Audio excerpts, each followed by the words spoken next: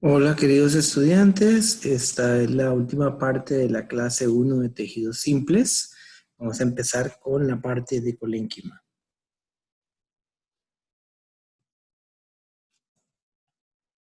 ¿Y por qué no pasa?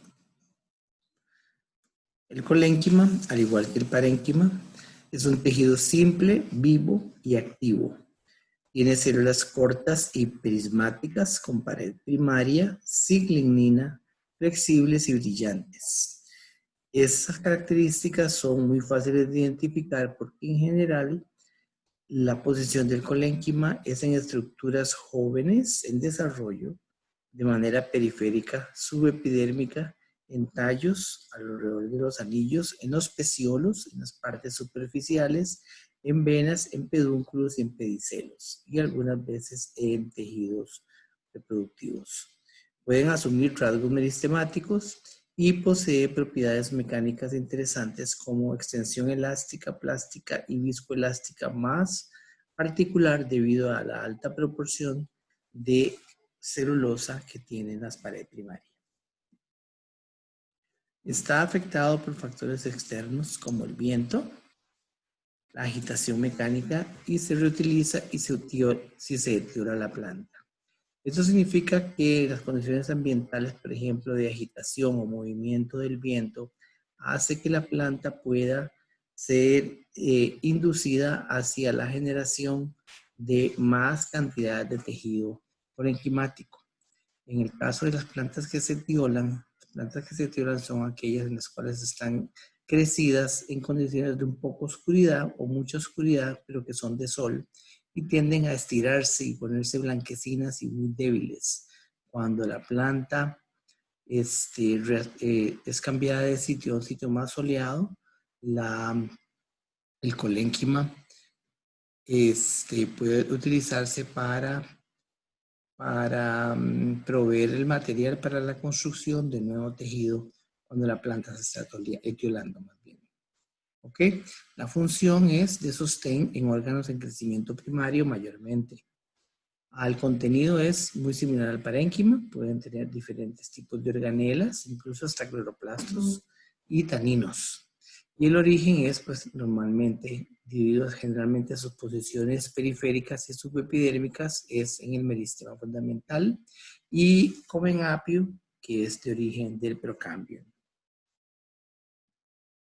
La estructura de la pared primaria y del colénquima se debe a que tiene varios tipos de lamelación, o sea, de maneras en la cual se deposita la pared primaria afuera, entre las vecinas, entre las células vecinas, que define varios tipos de colénquima, grandes rasgos, que son 4. El colénquima angular, el laminar, el lacunar o lagunar y el colénquima anular. Ellos se van a explicar aquí más fácilmente, donde pueden ver que la primera esquema representa cómo el colénquima se representa como en subepidérmico, con células más pequeñas que las parenquimáticas, y la deposición de la pared primaria es en las aristas, en la confluencia de 4 esquinas entre 4 células.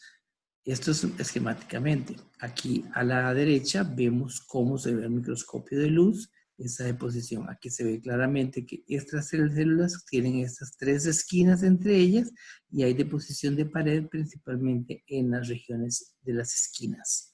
De igual manera, este parénquima angular un poquito más desarrollado se ve aquí en este esquema. En este otro tipo de tejido de esta otra planta se ve exactamente como triangulitos entre las esquinas de tres plantas. Esta condición de brillantez y como de transparencia se la da al tipo de posición de las fibrillas de celulosa de pared primaria que ocurren en este tejido, lo que les da como una luminosidad y una transparencia especial al microscopio de luz. El segundo tipo de colénquima es el colénquima laminar, donde se enfatiza una deposición homogénea de las capas de pared primaria a todo lo largo y ancho, formando como si fueran células que tuvieran una gran pared bastante desarrollada con respecto a una pared de parénquima, por ejemplo.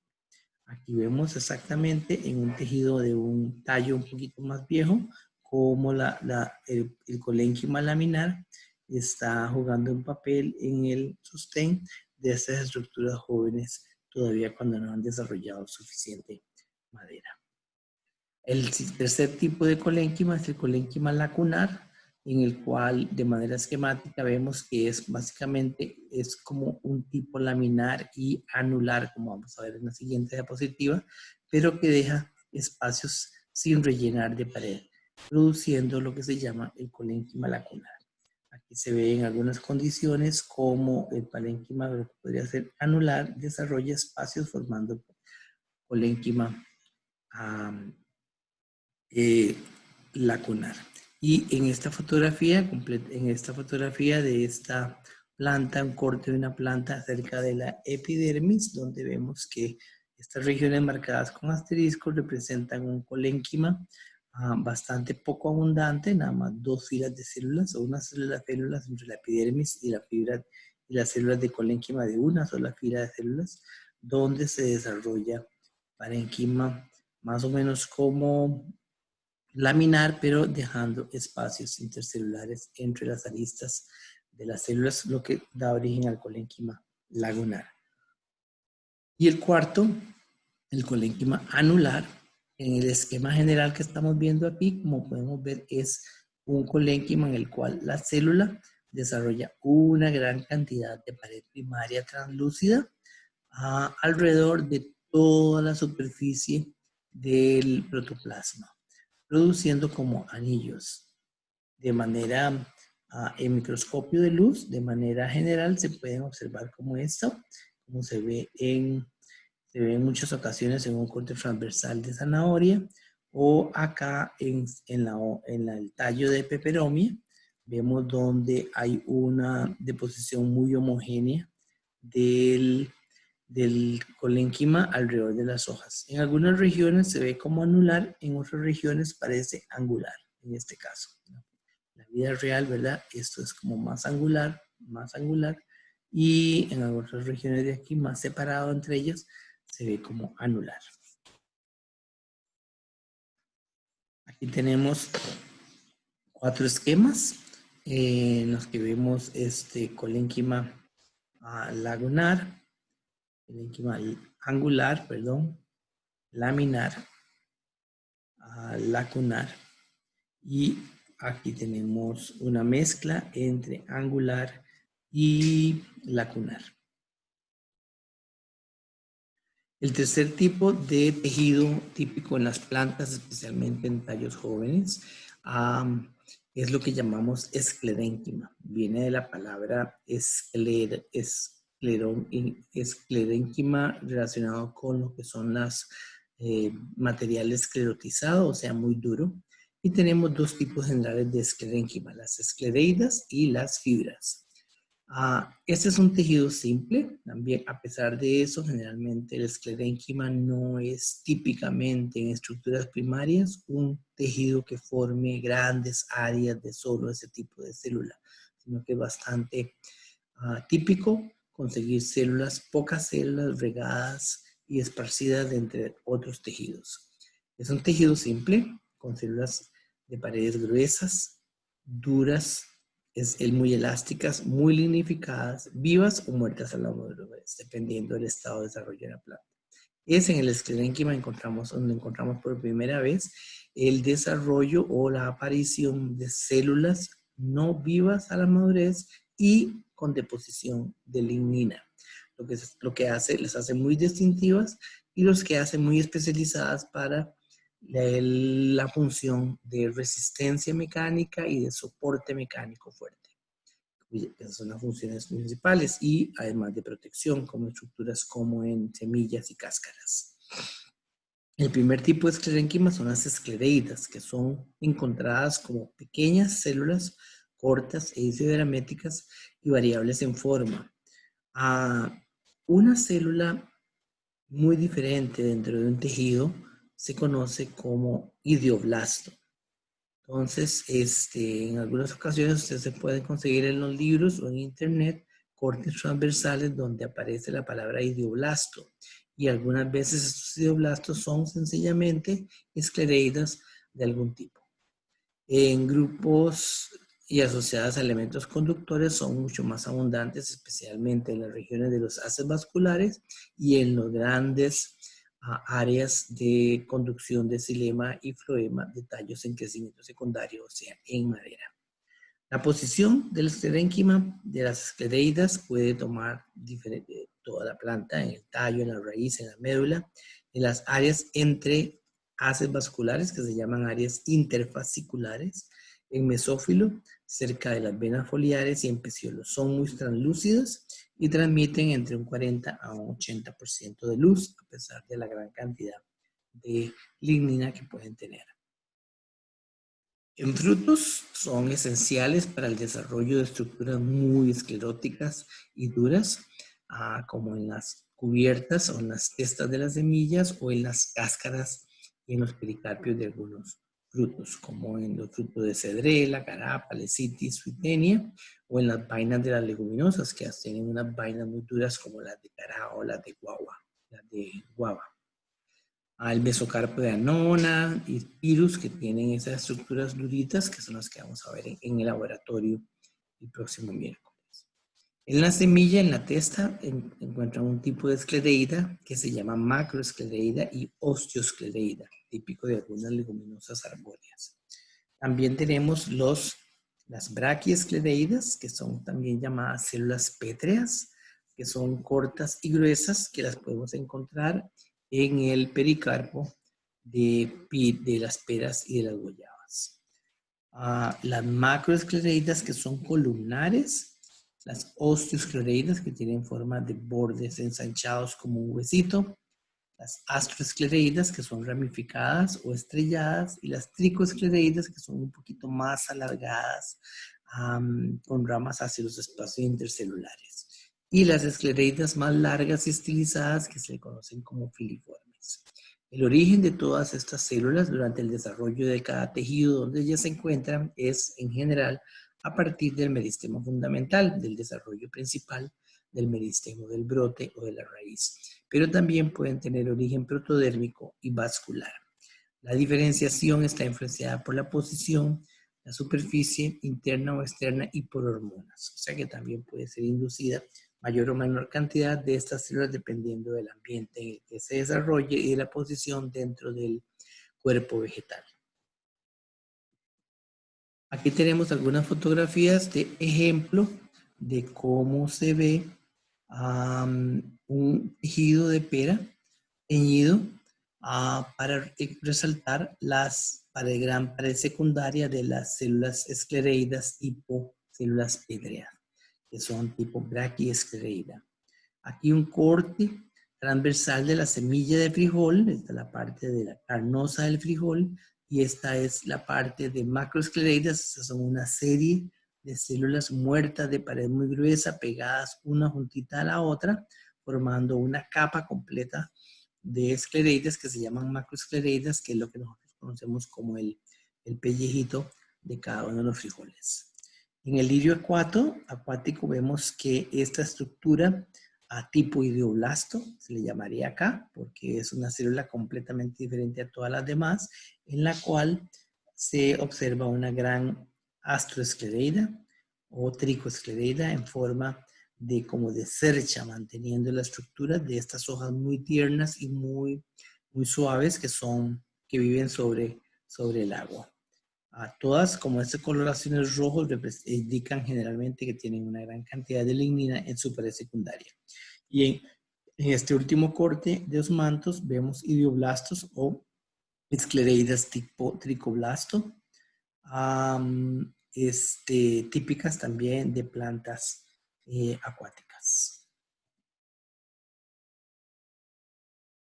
Aquí tenemos entonces más ejemplos. Vemos las esclereidas, hipobraquiesclereidas, como las células pétreas que vamos a ver en el laboratorio, otras chiquititas como de pared celular, una pared celular secundaria muy grande, y un lumen. Lumen es el nombre que recibe el espacio alrededor de toda la pared secundaria y restos de la primaria que quedan en las células escleróticas, en las cuales su función principal es de sostén al final, pero al final del desarrollo y diferenciación de ellas son muertas a la madurez.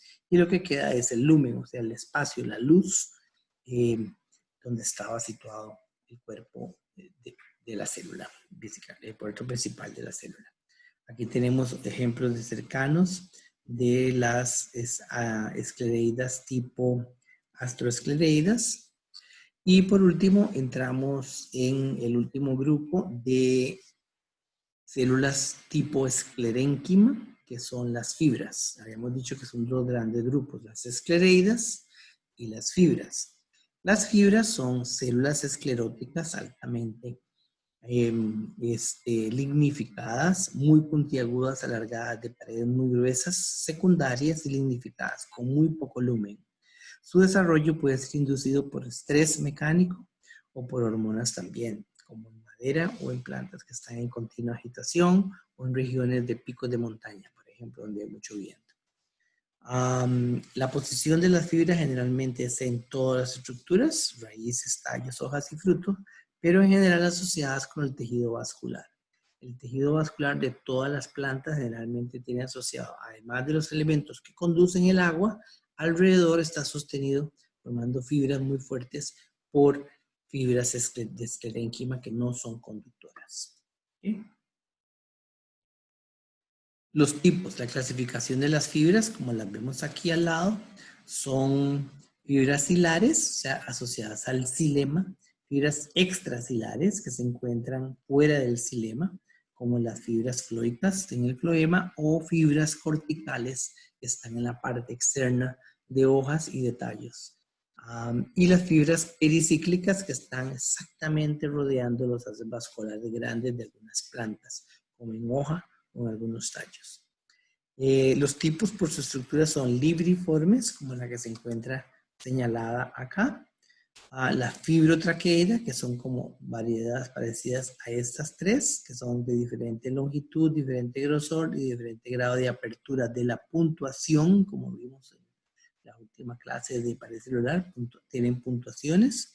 Y las fibras gelatinosas, que son fibras en madera de tensión de dicotiledóneas. Esta es una madera tipo especial que vamos a ver cuando veamos xilema y floema en la próxima clase, en las cuales la madera forma unas células con propiedades distintas de alta refracción y poco o nada lignina y muy hidratadas. Entonces, básicamente, tenemos que hay un traslape muy interesante entre lo que es una traqueida, tenemos aquí el ejemplo, una traqueida que es un elemento conductor en los grupos de angiospermas para abajo evolutivamente, y las fibras. Las fibras son probablemente de origen como tipo traqueida, pero las fibras generalmente no tienen una preponderancia en la conducción del agua y se han estrechado un poquito más, han desarrollado mayor proporción de pared y han disminuido el número de lumen, favoreciendo la función de sostén. ¿Okay? En este corte de acá vemos, tratamos de integrar todo lo que hemos visto en las clases de tejidos simples de estas dos secciones. Tenemos aquí un corte transversal de un tallo de una planta donde vemos una epidermis típica con unas paredes bastante gruesitas, típicos de algunas epidermis de sitios, de plantas de sitios un poco xerófitos, y son células con contenidos vivas que podríamos clasificarlas como tejido parenquimático.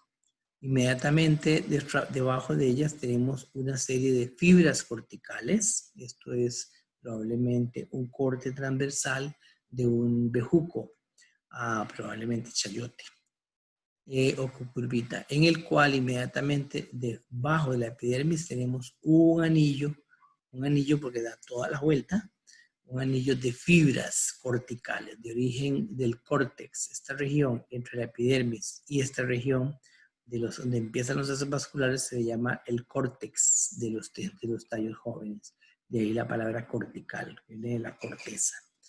Luego viene el área de la corteza dominada por células de parénquima, grandes de pared muy delgada, solo pared primaria, vivas, con contenidos, una gran cantidad de contenidos. También hay parénquima que entra hacia la médula del tejido,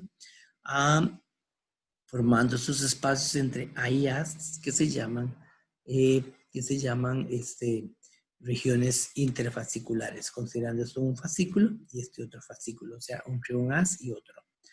Dentro de los haces vasculares, que vamos a ver la semana entrante con más detalle, podemos encontrar fibras perivasculares de esclerénquima, o sea, alrededor de la vascular, y también podemos encontrar fibras cilares, que son una etapa intermedia entre un elemento de los bases y una fibra de sostén aquí. ¿Okay? Luego tenemos, no voy a hablar nada por ahora del tejido de floema y xilema, que es el tema de la siguiente clase. Aquí tenemos otros ejemplos en maderas de diferentes tipos de fibras. Las fibras como segundo tipo de tejido esclerenquimático, dijimos que era mayormente distribuido en madera. Y todos estos cortes que les estoy presentando aquí son cortes en madera longitudinales, donde se ven en tejido de plantas gimnospermas. Vemos aquí los elementos conductores de floema donde se encuentran traqueidas. Luego tenemos aquí fibrotraqueidas con una doble abertura. De un lado tiene una dirección y del lado tiene otra dirección. Podemos reconocerlas, que son fibrotraqueidas de paredes muy gruesas, como pueden ver aquí, lumen angosto y puntuaciones rasgadas en la pared secundaria. ¿Okay? Fibras libriformes que las encontramos acá metidas dentro de la madera y el montón de tejido parenquimático de la madera. Aquí tenemos otras fotografías de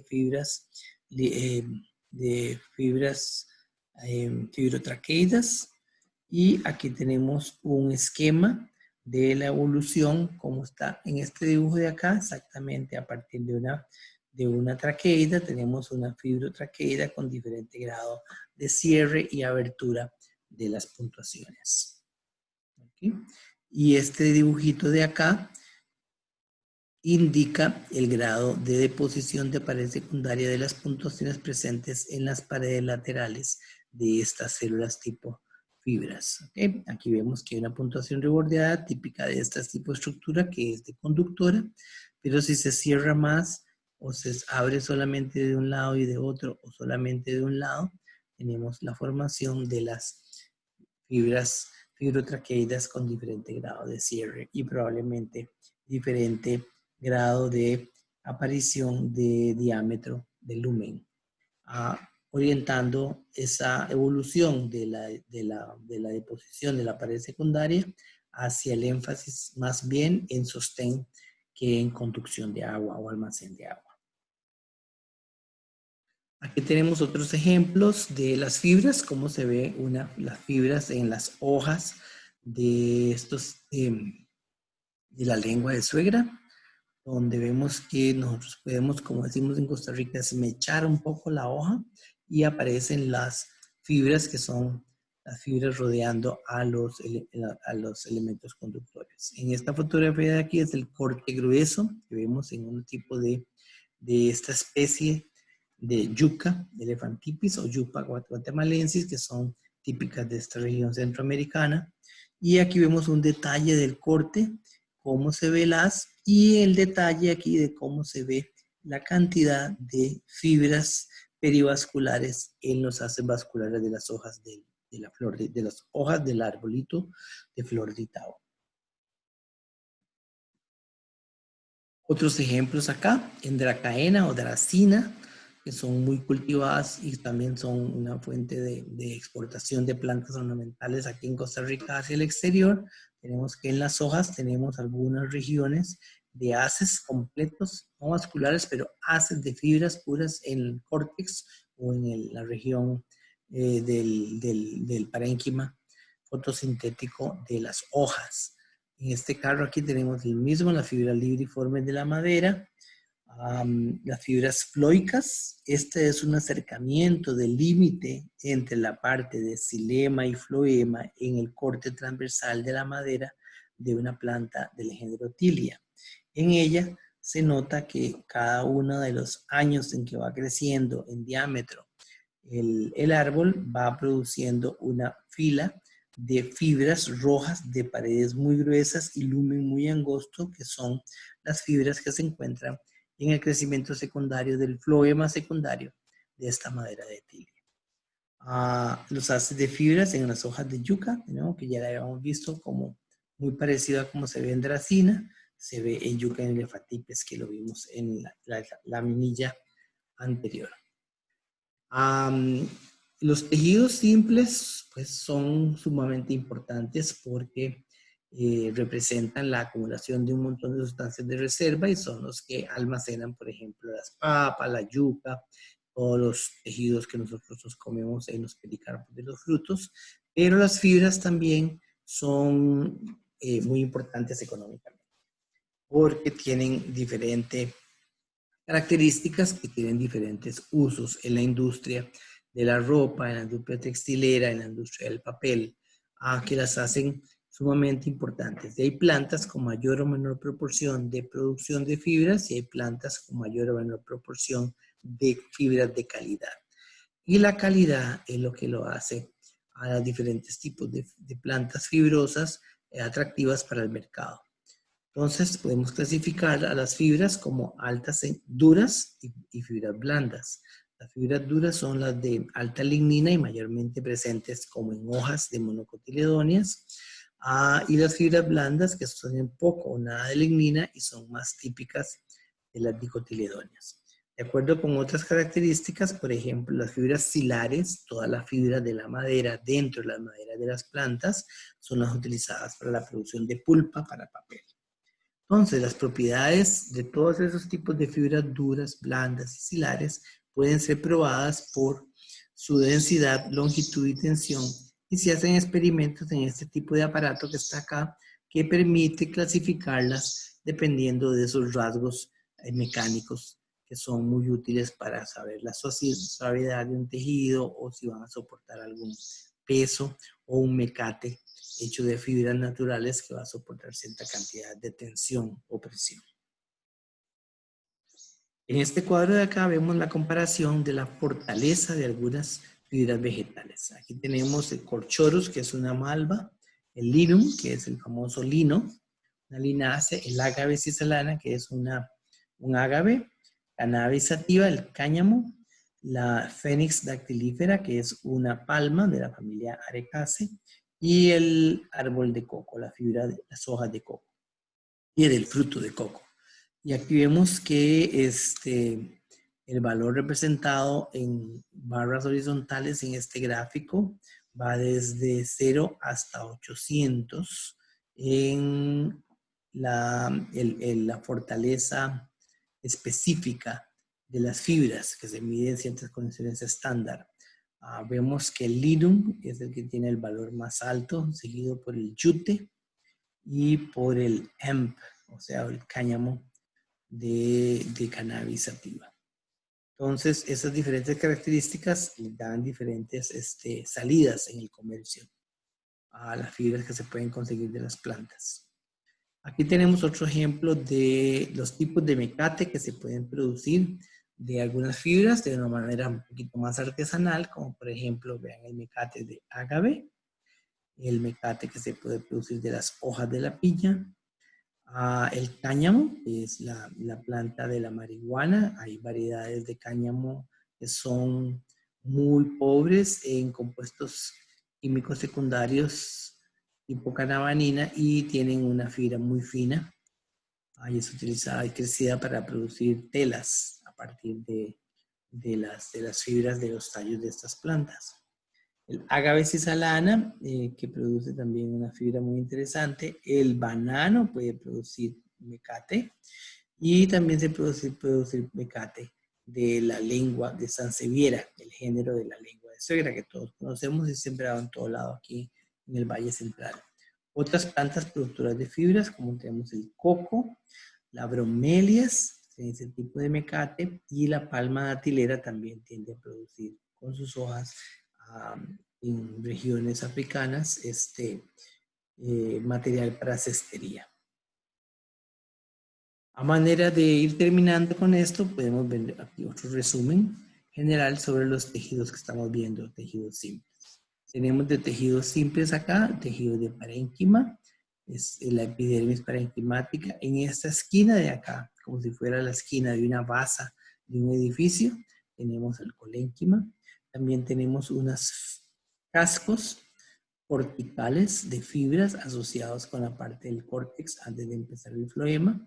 Y en la región de floema y xilema tienen que haber un montón de fibras asociadas con los elementos conductores. Eso hablando de esclerénquima.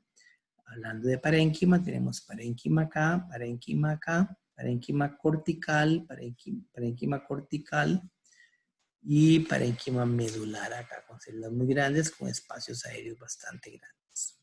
¿Okay? De igual manera podemos verlo en este otro y pueden practicarlo ustedes en su casa. Este es un corte de una fotografía muy interesante de un tallo de una planta con una gran cantidad de estructuras epidérmicas como tricomas y pelos, tricomas glandulares y pelos. Vemos la misma estructura aquí de epidermis a un córtex parenquimático. Tenemos unas células muy grandes acá de parénquima medular y 5 bases vasculares. Tenemos aquí un ejemplo de el colénquima angular. Si se deposita un poquito más, podría pasar, durante el desarrollo de la planta, podría pasar a colénquima laminar o lacunar. Y estas células de acá representan a las típicas células parenquimáticas de almacenamiento con espacios intercelulares. En este otro corte de acá lo que vemos son fibras asociadas a los perivasculares y tenemos aquí parénquima de la médula, probablemente lacunar. En este otro corte tenemos aquí un haz de fibras corticales, probablemente una hoja de una monocotiledónea, y aquí tenemos parénquima medular. Aquí tenemos otros ejemplos de esclerénquima. Vean las fibras, las rayitas presentes en esta gran pared secundaria con lignina representan la presentación de puntuaciones. Aquí lo podemos ver, el lumen, la puntuación y las rayitas alrededor son las diferentes deposiciones, periodos de crecimiento y deposición de la pared secundaria.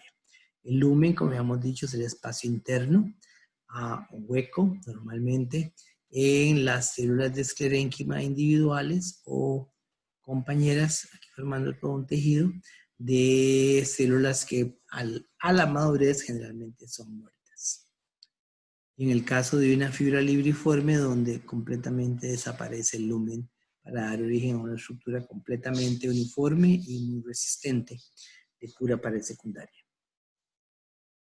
Aquí tenemos dos fotografías de diferentes tipos de fibras presentes en tipos de plantas diferentes. Fibras con una pared secundaria muy gruesa y con un lumen muy angosto. Y otro grupo de fibras con un lumen un poquito más grande. Y hasta aquí hemos llegado la clase del primer lunes del curso. Consultas por el correo electrónico con mucho gusto, y si no, el lunes 3 de agosto, después de la clase de xilema y floema que tendremos este lunes 3 de agosto.